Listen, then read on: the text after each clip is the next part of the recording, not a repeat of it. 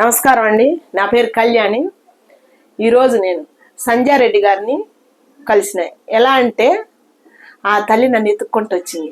2 సార్లు వస్తానని చెప్పింది. అమ్మ మీరు నా కాడికి రావటం ఎందుకు తల్లి, నేనే మీ కాడికి వస్తామ్మా అన్న. అంటే లేదు లేదమ్మా నేనే వస్తామ్మా మీ కాడికి, నేను చూస్తే మా అమ్మలాగా ఉండమని చెప్పింది మేడం.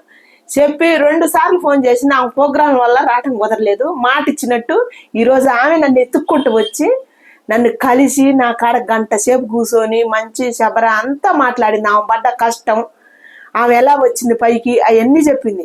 ఒక ఆడమడిసి మగమడిసి సపోర్ట్ లేకుండా ఒక ఆడమడిసి ఆ రోజులు 20 ఏళ్ల కింద నుంచే వచ్చిందని అంటే ఎన్ని స్ట్రగుల్స్ ఉంటాయి, ఎన్ని బాధలు ఉంటాయి. కొన్ని వేల కామ కళ్ళల్లోంచి తిరగాల ఆడమడిసి. ఆమె పడి లేసుకుంటే ఎన్నో కష్టాలు పడి ఆమె కాళ్ళ మీద ఆమె నిలబడి ఈ రోజు ఇంత స్థాయికి ఎదిగిందంటే మామూలు విషయమా?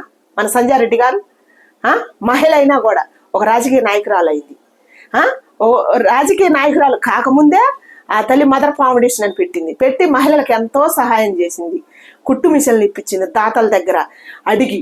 ఆమె శాతనైన సహాయం చేసి మళ్ళా ఈ రోజుల్లో అసలుకి డబ్బు వచ్చి ఎవరు కోళ్ళు దోసుకుంటారు. సహాయం చేయాలని రూల్ లేదు.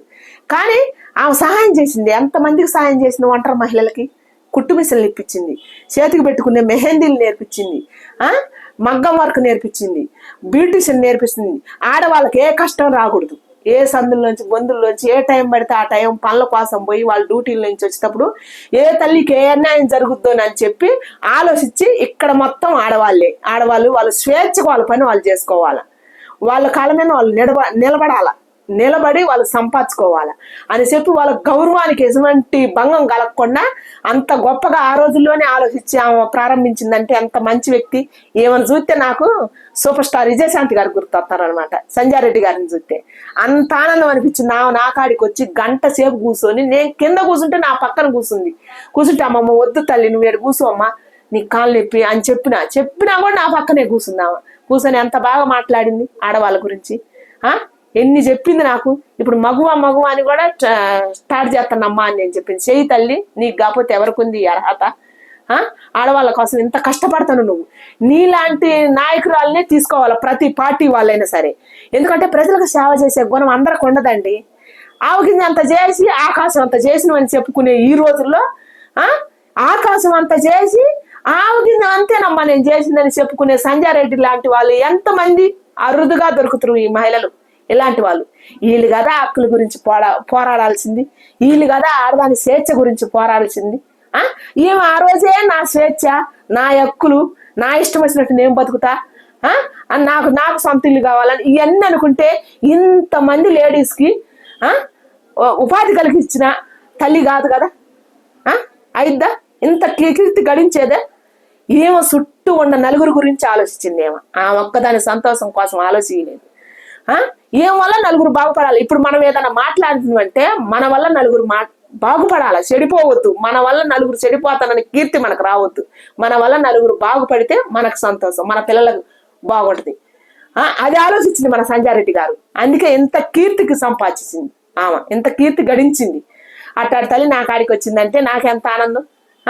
నేను నిరుపేదరాలిని, నేను ఆమెకు కనీసం ఒక 100 రూపాయలు పెట్టి ఏం పెట్టలేని తల్లిని కూడా.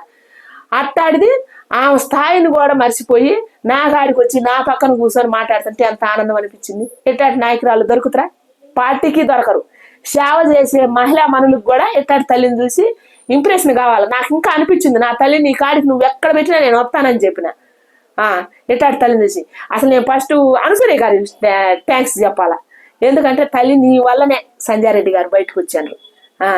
నువ్వే బట్టలను వేసుకో, నీ స్వేచ్ఛ నువ్వు తీసుకో, మాకు సంబంధం లేదు. కానీ నువ్వు ఒక మంచి పని చేసినవంటే ఈ మహిళలకు ఇంత సేవ చేసే మహనీయురాలను బయటకు తీసుకొచ్చినావు నీ వల్ల అంటే నీకు నేను చేతి దండం పెడతాను అనుసూయ గారు. ఎందుకంటే మా సంజారెడ్డి లాంటి వాళ్ళు ఎంతమంది ఉన్నారో మరుగున పడి నా తల్లులు. అందుకే మంచి చేసి మర్చిపోవాలంటారు ఎక్కడ మన పెద్దలు. మంచి మనం చేసి మర్చిపోతే దాని అంతటికి అది పని చేసుకుంటా వస్తుంది. కష్టం ఎప్పుడు వృధా కాదు. మన సంజారెడ్డి గారు 22 ఏళ్ల కింద ఈ కీర్తిని గడించింది. ఇన్ని రోజుల నుంచి కష్టపడది, ఇన్నాళ్ళకి ఆమె కష్టానికి ఫలితం దొరికింది. 2 రాష్ట్రాల ప్రజలకు ఎరకైంది ఆమె కష్టం గురించి. ఇప్పుడు యావత్ ప్రపంచం లేడీస్ ఎంతమంది ఆమెను చూసి గౌరవంగా ఉప్పొంగిపోతారు. ఆమె కట్టు బొట్టు ఆ మాటను చూసి ఎక్కడ ఎవరిని తోలనాడదామా.